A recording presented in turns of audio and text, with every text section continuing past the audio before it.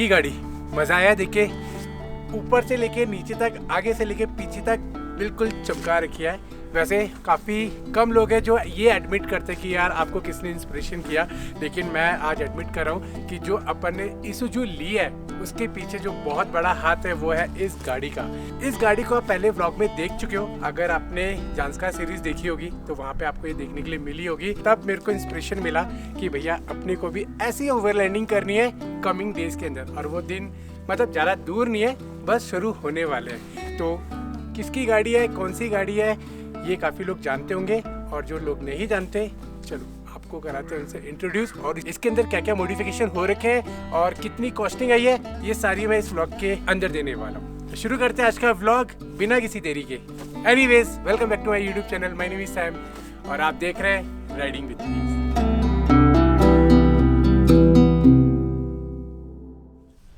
Hi, my name is Pulkit and I am basically covering all of India for the next 3 years. I will be living in my vehicle और इसी vehicle के अंदर रहूँगा मैं अगले 3 साल।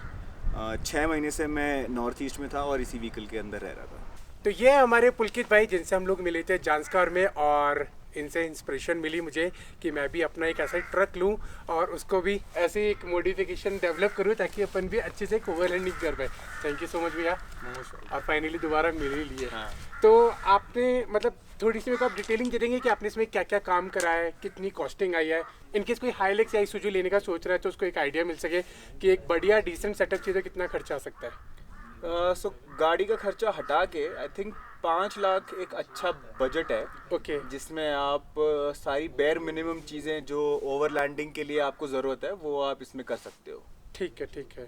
Tyres वगैरह भी चेंज हो जाएंगे, इसमें आरटीटी भी आ जाएगा, ये जो रैक है पीछे वाला ये भी इसके अंदर मैन्युफैक्चर हो जाएगा। तो एक बार मैनुअली देख लें। बिल्कुल मैनुअल। चलो, तो यहाँ से मैं दिखाता हूँ आपको कि बहुत ही डिसेंट लग रही है। फिलहाल ये हाईलेक्स, इसका वर्जन मतलब क्या क्या डिटेल है इसकी, मेरे को कुछ आइडिया नहीं है, गाड़ी का नॉलेज ज़्यादा नहीं है, आपका बता दो। फॉर्च्यूनर वाला इंजन है इसमें, 4x4 रियर डिफरेंशियल लॉक है। Okay. Which is more than enough. इतनी भी खराब सड़क हो गाड़ी तो निकल ही जाएगी, and mostly because of the tyres as well. ये BF गुडरिच है, गोल्ड स्टैंडर्ड है इंडिया के अंदर। मेरे को तो अब तक 6 महीनों में 22,000 किलोमीटर में इन्होंने कोई भी दिक्कत नहीं दी है। स्टॉक अलॉयज भी मैंने इसके चेंज करवाए थे।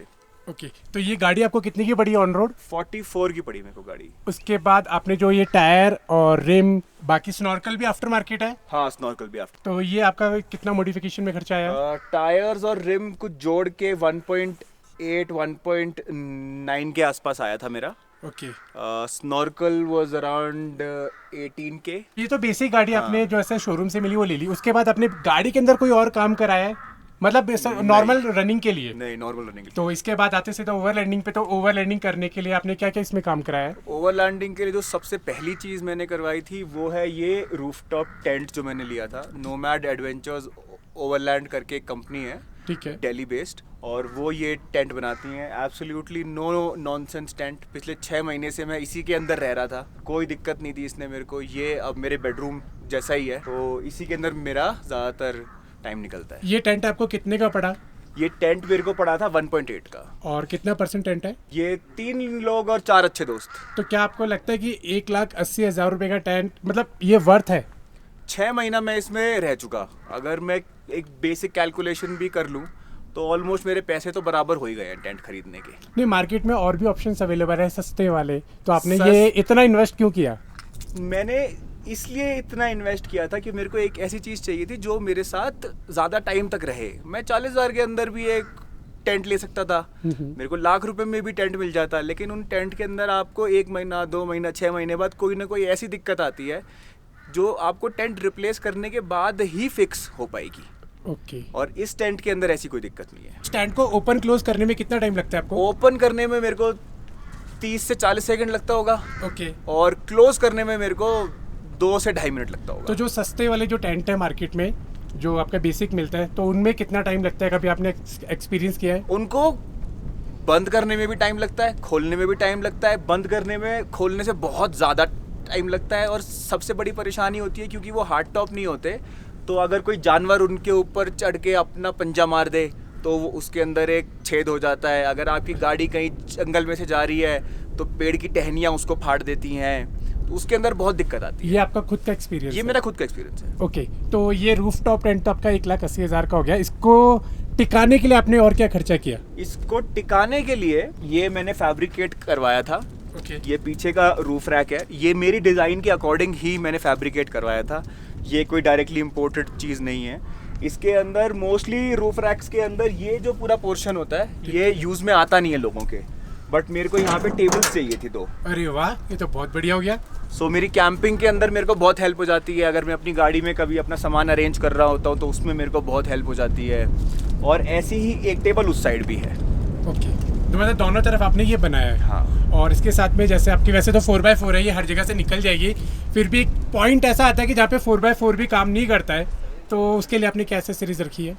तो अगर कभी ऐसा होता है कि गाड़ी मेरी फंस जाएगी तो फिर मेरे पास उसके लिए ये है, मैक्स ट्रैक्स हैं ये। ओके, और बहुत इजीली यहाँ से रिमूव हो जाते हैं और तो- उसके बाद मैं इनको कहीं पे भी रोड पर कीचड़ के अंदर अपना डिप्लॉय कर सकता हूँ, ताकि एक छोटी सी रोड बन जाए मेरे लिए, जिसके ऊपर से फिर गाड़ी निकल जाए। मतलब इसको भी आपने इसी रोल बार के अंदर फिक्स करा दिया। हाँ। मतलब ये अच्छा ऑप्शन मिल गया।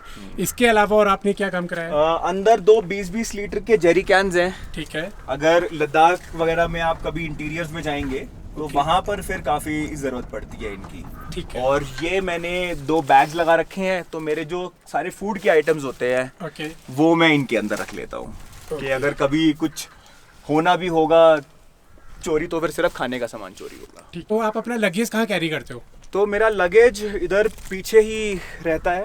ओके, ये सेंट्रल लॉकिंग से कनेक्टेड है इसका लॉक, ठीक है। और इसके बाद ये ऑटोमेटिक रोलर शटर है। ये अपने आप ओपन हो जाएगा। जी।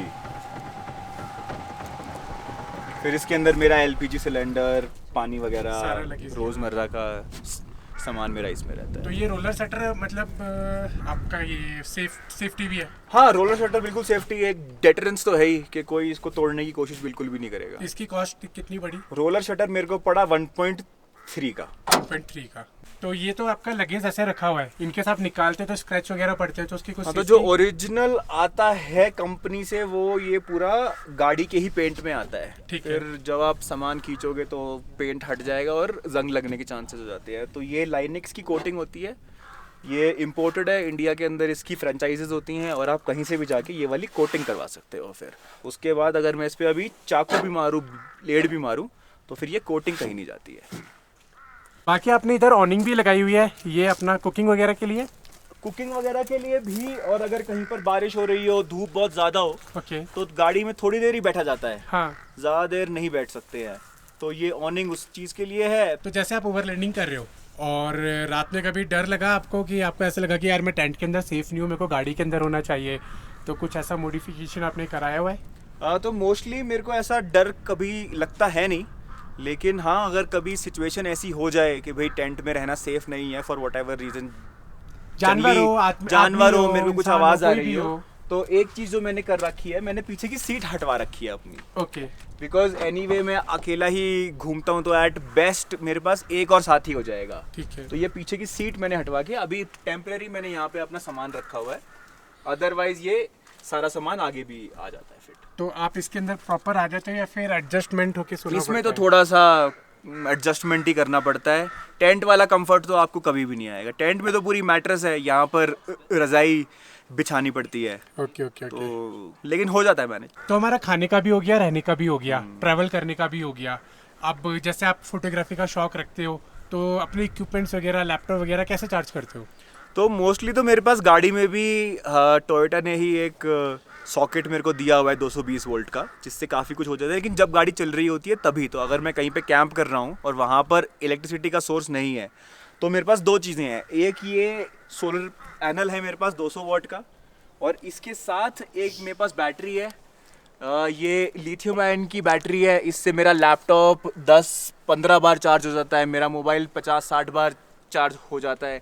ये बैटरी और ये रूफटॉप टेंट सेम ही कंपनी का है, नोमैड एडवेंचर ओवरलैंड, तो उन्होंने ही मेरे को ये चीज़ प्रोवाइड कर दी थी। इसके बिना ओवरलैंडिंग के अंदर बहुत दिक्कत आती वरना मेरे को, ओके, क्योंकि जो कार की ओल्ड वाली बैटरीज होती हैं लोग उनको लगाते हैं लेड एसिड, लेकिन उसके अंदर आपको कन्वीनियंस कभी नहीं मिलेगी। तो आप फ्रिज वगैरह भी कैरी कर रहे हैं? हाँ, तो मेरे पास एक पोर्टेबल रेफ्रिजरेटर है अंदर। जब गाड़ी चल रही होती है तो वो डायरेक्टली गाड़ी से ही कनेक्टेड होता है, पर जब मैं अगर कहीं कैंपिंग कर रहा हूँ तो फिर वो मेरी बैटरी से कनेक्टेड होता है और बैटरी कनेक्टेड होती है मेरे सोलर पैनल से। तो कितना टाइम चल जाता है आपका ये फ्रिज? मेरा फ्रिज अगर मैं 4-5 डिग्री पे रखता हूँ उसे, तो 2 दिन तो इजीली निकाल देता है। 2 दिन निकाल देता है। तो फ्रिज कौन सा वाला कैरी कर रहे हैं आप? फ्रिज एक पोर्टेबल फ्रिज है मेरे पास, चाइना से इम्पोर्टेड। वो मैं आपको दिखा देता हूँ, 15 लीटर्स का है।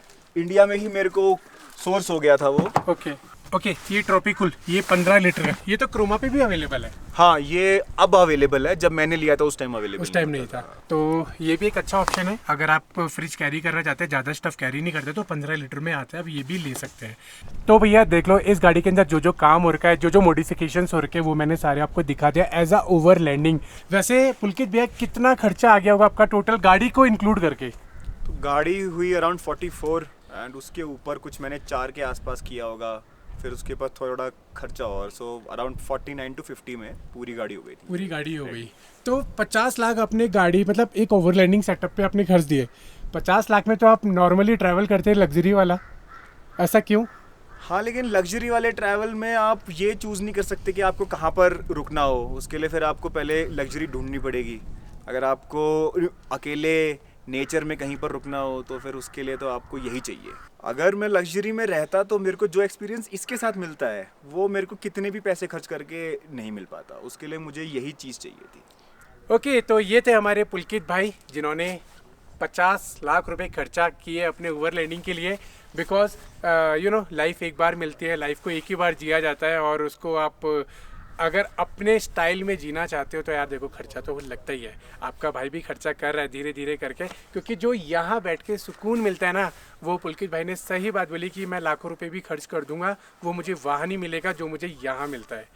तो ये थी मॉडिफिकेशन। एक बार आपको मैं जल्दी से दिखा देता हूँ, फिर उसके बाद आपको दिखाते हैं एक और गाड़ी जो बढ़िया बन रखी है, और वो बनेगी, चलो इससे अगले व्लॉग में दिखाता हूँ। पहले मैं ये वाली कंप्लीट करता हूँ। तो शुरू से स्टार्ट करते हैं। यह है हाइलैक्स, 44 लाख की गाड़ी है। इसके ऊपर टेंट लगा हुआ है नोमैड एडवेंचर ओवरलैंड का, जो 1.8 लाख का है। पीछे रोल बार लगा हुआ है, ये भी कस्टमाइज है, कुछ 1 लाख रुपीज़ के आसपास है। रोलर शटर है जो आपका लगेज सेव करने के लिए रखा हुआ है, ये भी आपका 1 लाख के आसपास है। और साथ में और भी काफ़ी सारी एसेसरीज हो गई, फ्रिज हो गया, आपकी टेबल चेयर हो गई, आपका पावर मैनेजमेंट सिस्टम हो गया। तो यही छोटा सा काम हो रखा है, लेकिन इस छोटे से काम के अंदर आपके 50 लाख रुपए लग गए। जो भी हाइलैक्स के अंदर काम हो रखा है, जितनी भी चीज़ें लग रखी हैं, टेंट से लेके, रोल बार से लेके, टायर से लेके, रिम से लेके, जो भी चीज़ है वो आपको डिस्क्रिप्शन में मिल जाएगी। अगर आपको कुछ भी चीज़ इंस्टॉलेशन करानी है तो आप वहाँ से कॉन्टैक्ट कर सकते हो। बाकी अपने पुलकित भाई नीडलेस नोमैड के नाम से फेमस है इंस्टाग्राम पे, आप उन्हें वहाँ जाके फॉलो कर सकते हो और उनकी जर्नी को ट्रैक कर सकते हो कि वो किस तरीके से अपना एडवेंचर करते हैं हाइलैक्स के साथ में। तो उम्मीद करता हूँ आपको हाइलैक्स का सेटअप पसंद आया होगा, और जो पुलकित भाई ने इसके अंदर काम करा रखा है वो पसंद आया होगा। तो इसी बात पर लाइक कर देना, चैनल को सब्सक्राइब कर देना, इंस्टाग्राम का लिंक दिया डिस्क्रिप्शन में, जाके फॉलो कर लो। मिलते हैं अगले व्लॉग में। Till then.